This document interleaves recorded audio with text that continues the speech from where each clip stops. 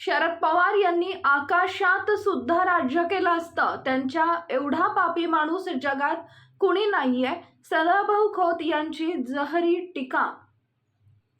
शरद पवार म्हणजे अलीबाबा यांच्या एवढा पापी या जगात कुणी नाही, अशी टीका सदाभाऊ खोत यांनी केली. शरद पवारांना मानावं लागेल, आकाश खाता येत नाही म्हणून त्यांनी शिल्लक ठेवलंय, नाहीतर त्यांनी आकाशात सुद्धा राज्य केलं असतं. महाराष्ट्रात जो गोंधळ सुरू आहे तो देवेंद्र फडणवीस यांना संपवण्यासाठी सुरू आहे. शरद पवार यांनी राज्यातील डावी चळवळ संपवली, कम्युनिस्ट संपवला, वेगवेगळ्या संघटना संपवल्याची टीकाही सदाभाऊ खोत यांनी केली आहे. तसेच पवारांनी या महाराष्ट्रातील काँग्रेस पक्ष संपवला, पण या महाराष्ट्रातून शरद पवारांना एकच माणूस संपवता येत नाही, त्याचं नाव आहे देवेंद्र फडणवीस. त्यांना संपवता येत नाही म्हणून शरद पवार महाराष्ट्रात आग लावत सुटल्याचं खोत म्हणाले. येणाऱ्या निवडणुकीत महाराष्ट्राची जनता पवारांच्या विचारांची राख रांगोळी केल्याशिवाय राहणार नाही. ते रत्नागिरी जिल्ह्यातील राजापूर तालुक्यातील बागवेवाडी रस्त्याच्या उद्घाटन प्रसंगी बोलत होते. आपला गावच बरा, तुम्ही जगाच्या पाठीवर कुठेही जावा, पण ज्या मातीमध्ये जन्म घेतला त्या माती एवढी श्रेष्ठ आई माता दुसरी कोणी असू शकत नाही. तिला जपा, तिच्यावर प्रेम करा, तिच्यासाठी जेवढं योगदान देता येईल आयुष्यामध्ये ते देण्याचा प्रयत्न करा. परत एकदा मी तर सगळ्याला मनापासून धन्यवाद देतो. भैया, तुम्हाने पुढील वाटचालीस, आमच्या बीजेपीच्या नेत्यांना वाटचालीस सगळ्यांनाच मी शुभेच्छा देतो. महायुती जो उमेदवार देईल त्याच्या पाठीशी आपण सगळे राहूया. आता मोबाईलवरती प्रचार सोपा झालाय, एका सेकंदात तुम्ही इकडचं तिकडं जाताय. खऱ्या अर्थानं हे सरकार शेतकऱ्याच्या बाजूचं आहे, गावगाड्याच्या बाजूचं आहे.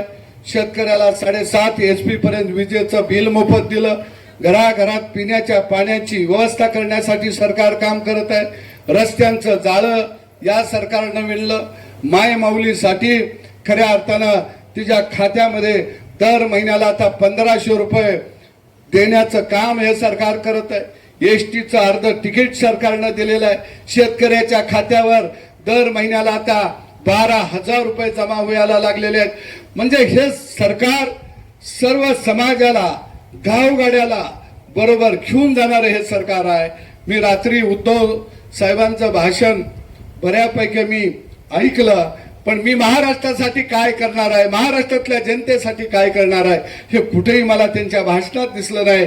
पण मला अभिमान आहे, माझं सरकार गावगाड्यामध्ये एखादा पेशंट आजारी असेल तर त्याला 10,000 रुपये पासून 10 लाखापर्यंत मदत करतं.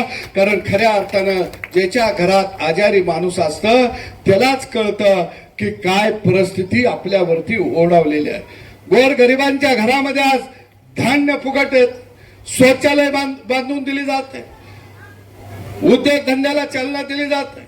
आणि म्हणून निश्चितपणाने इथं जमलेल्या माया माऊलींना मी सांगेन की यावेळची निवडणूक नाही, यावेळी या महाराष्ट्राच्या भूमीवरती खऱ्या अर्थानं कौरव आणि पांडवाचा युद्ध उभा राहणार आहे. एका बाजूला एकनाथ शिंदेच्या नेतृत्वाखाली पांडवांची फौज या निवडणुकीमध्ये उभा राहणार आहे, आणि दुसऱ्या बाजूला शरद पवार नावाच्या रावणाच्या नेतृत्वाखाली या महाराष्ट्राच्या भूमीवरती कौरवांची फौज उभा राहणार आहे.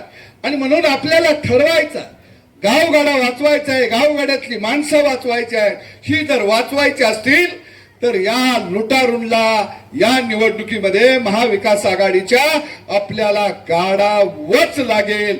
ते सुद्धा काम आपल्याला करावं लागेल. हे मी काळजीनं जाता जाता का सांगत आहे. एका बाजूला तुम्ही उद्धव साहेबांच्या व्यासपीठावरची भाषणं बघितली. अरे 1500 रुपये तुम्ही काय लाच दिली का? अरे नका खिल्ली ओढू. अरे गावगाड्यामध्ये आम्हाला 1500 रुपये सुद्धा फार मोठी रक्कम आहे. अरे लहानसहान लेकरू आजारी असलं तर आम्ही त्याला 100-200 रुपये खर्च करू शकतो.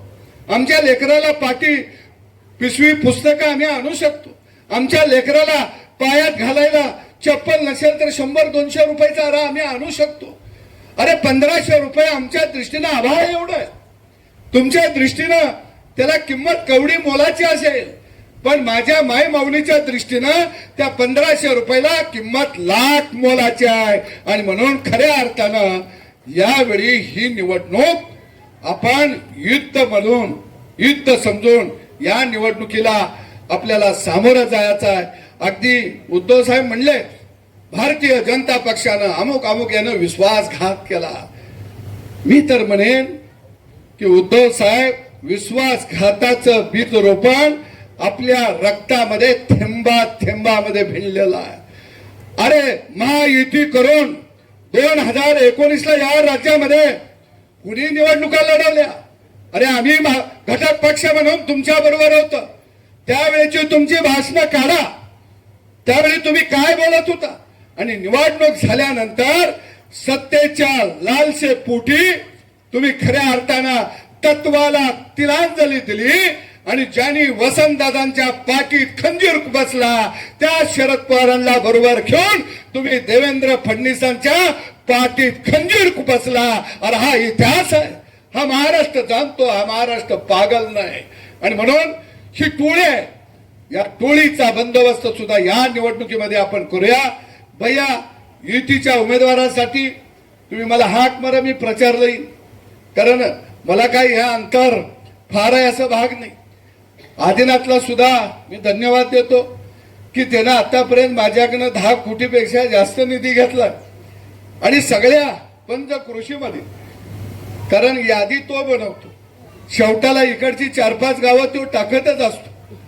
मध्ये जरा खंड पडला होता, आता परत मी आमदार झालो. आता 6 वर्ष आदिनाथला बी काही चिंता नाही, निधी किती बी टाकून दे. भैयानं जर थोडं वजन वर वापरलं तर मी मंत्री होईल. कोणतरी नाव सुचवायला लागतं. या सूचक अनुप मोदक भैया सुचूचिला नव का गमतीचा बाब होते. परंतु निश्चितपणानं कोकणातली माणसं ही एक निसर्गामध्ये आणि निसर्गाशी रममय झालेली एक कर्तृत्ववान माणसं आहेत, पुण्यवान माणसं आहेत. खऱ्या अर्थानं या कोकणवासियांच्या बरोबर मी सदैव असेन. एवढंच या ठिकाणी बोलतो आणि थांबतो. धन्यवाद. गरिबांचे कष्टकऱ्यांचे नेते सदाभाऊ खोत तसंच व्यासपीठावरील सर्व उपस्थित मान्यवर भाऊ, खरोखरच आपल्याला आभार मानतो. कारण आपण दुसऱ्या जिल्ह्यातले असून सुद्धा ह्या लांजा राजापूर दुर्लक्षित भागावरती आपण मुद्दामून लक्ष देऊन आपल्याला उपलब्ध जो निधी झाला 2 कोटी रुपये, तो सर्वच्या सर्व निधी राजापूर तालुक्यामध्ये देऊन आज खरोखरच चांगली गोष्ट केली आहे. भाऊ, आपण ह्या मतदारसंघामध्ये जर फिरलात तर अतिशय दुर्लक्षित हा भाग आहे. कुठेही रस्ता नाही, कुठेही पूल नाही, अशी या मतदारसंघाची परिस्थिती आहे. तर आज विधान परिषदेच्या माध्यमातून आपण या भागाला 2 कोटी रुपये दिलेत. याबद्दल मी तसंच सर्व लांजा राजापूर मधील सर्व लोक आपले आणि महायुती सरकारचे आभार मानतो. मागच्या कालावधीमध्ये रवींद्र चव्हाण साहेबांनी ह्या मतदारसंघामध्ये बजेटमधून भाऊ कामं दिली, त्यामुळे आपल्याला थोडीफार कामं झालेली तरी दिसतात. नाहीतर इथे रस्ते असतील, पूल असतील, कोणतीही दळणवळणाची सुविधा नाही, कोणत्याही आरोग्याची सुविधा नाही, कोणत्याही शिक्षणाची सुविधा नाही. आणि आत्ता जसं आपण सांगितलं बसल्या बसल्या आपल्या कोकणामध्ये जे निसर्ग आहे ह्याचा आपण उपयोग करून आपल्याकडे पर्यटनात कशी वाढ करता येईल, जेणेकरून लोकांना रोजगार कसा उपलब्ध करून देता येईल, ह्या गोष्टीचं मार्गदर्शन केलं. याबद्दल देखील मी आपले आभार मानतो. भविष्यामध्ये इथे महायुतीचा जो कोणी उमेदवार असेल त्याला आपल्या मार्गदर्शनाची देखील गरज आहे. तर मी आपणास विनंती करतो की महायुतीचा जो उमेदवार असेल त्याच्या प्रचाराला आपले स्वीय सहाय्यक आदिनाथ कपाले जे आहेत त्यांना 10 दिवस पाठवून द्या. आपण एक दिवसाचा धावता दौरा करा, ही देखील आपल्याला या निमित्ताने विनंती करतो आणि थांबतो. जय हिंद, जय महाराष्ट्र.